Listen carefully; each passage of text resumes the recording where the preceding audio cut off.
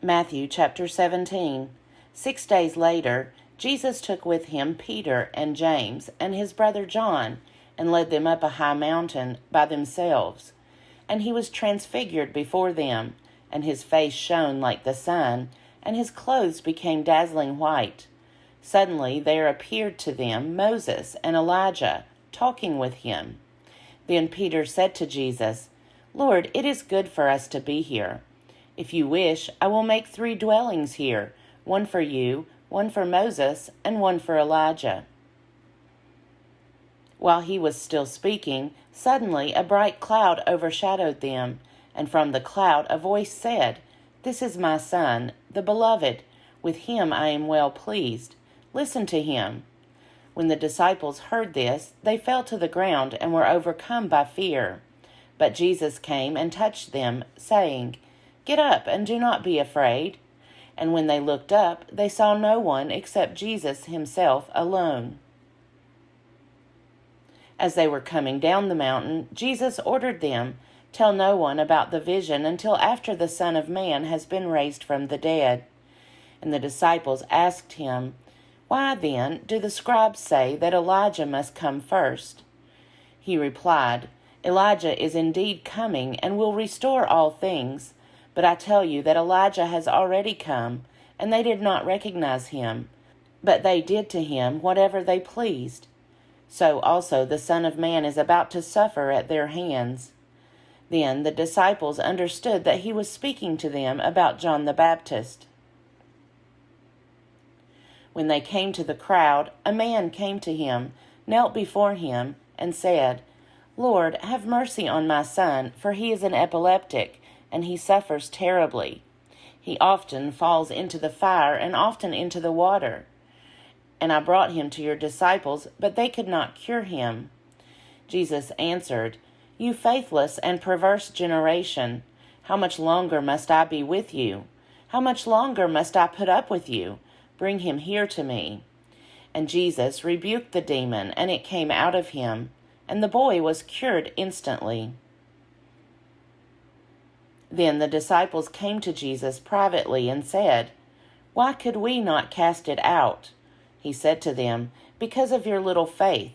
For truly I tell you, if you have faith the size of a mustard seed, you will say to this mountain, 'Move from here to there,' and it will move, and nothing will be impossible for you."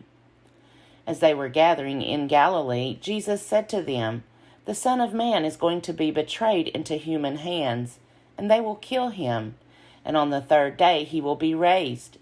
And they were greatly distressed. Then they reached Capernaum. The collectors of the temple tax came to Peter and said, "Does your teacher not pay the temple tax?" He said, "Yes, he does." And when he came home, Jesus spoke of it first, asking, "What do you think, Simon? From whom do kings of the earth take toll or tribute? From their children or from others?" When Peter said, "From others," Jesus said to him, "Then the children are free. However, so that we do not give offense to them, go to the sea and cast a hook. Take the first fish that comes up, and when you open its mouth, you will find a coin. Take that and give it to them for you and me." Mark chapter 9.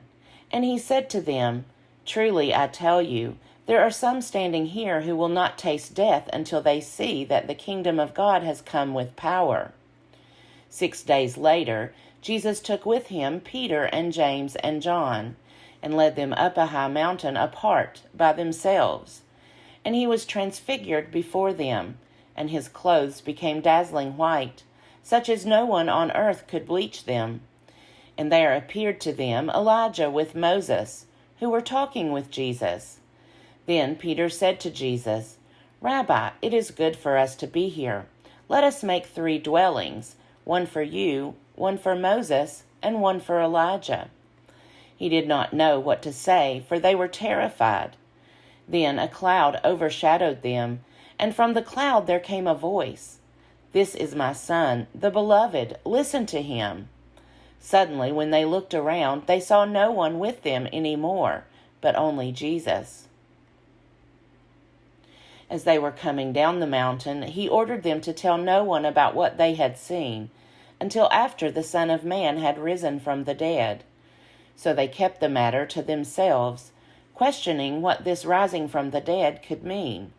Then they asked him, "Why do the scribes say that Elijah must come first?"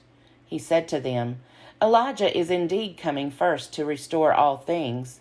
How then is it written about the Son of Man, that he is to go through many sufferings and be treated with contempt? But I tell you that Elijah has come, and they did to him whatever they pleased, as it is written about him." When they came to the disciples, they saw a great crowd around them, and some scribes arguing with them.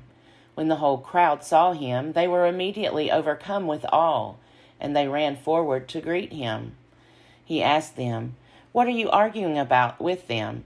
Someone from the crowd answered him, "Teacher, I brought you my son.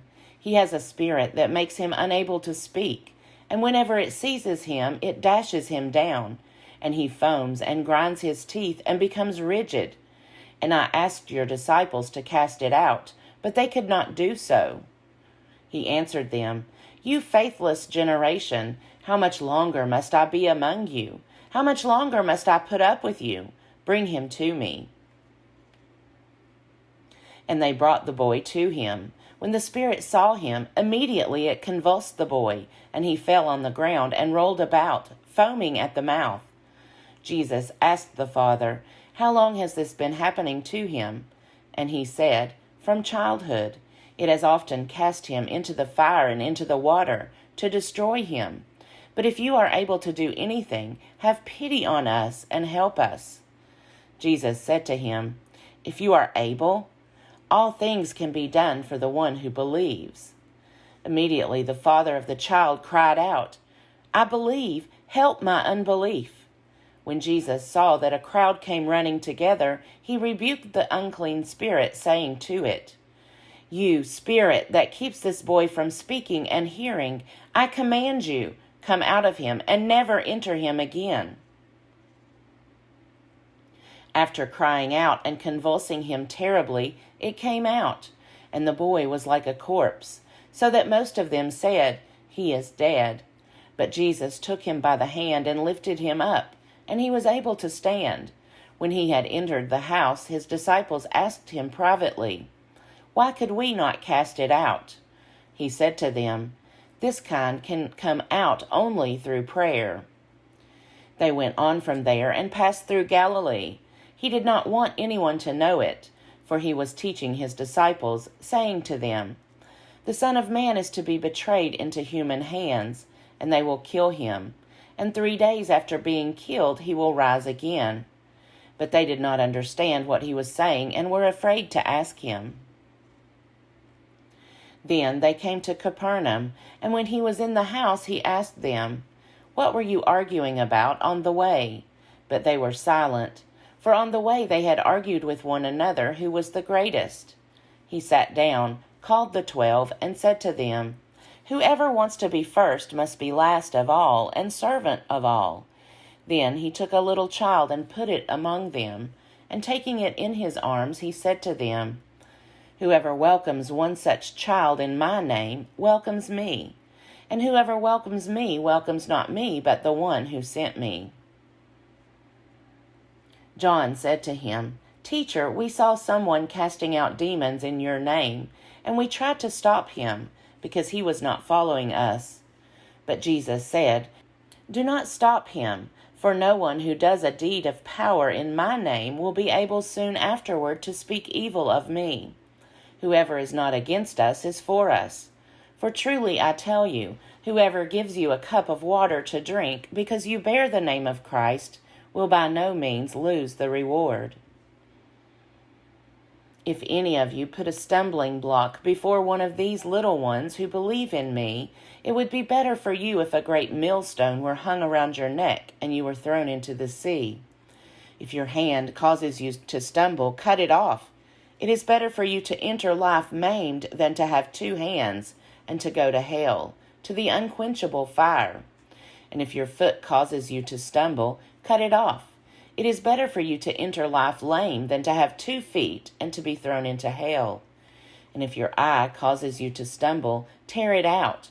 It is better for you to enter the kingdom of God with 1 eye than to have 2 eyes and to be thrown into hell, where their worm never dies and the fire is never quenched.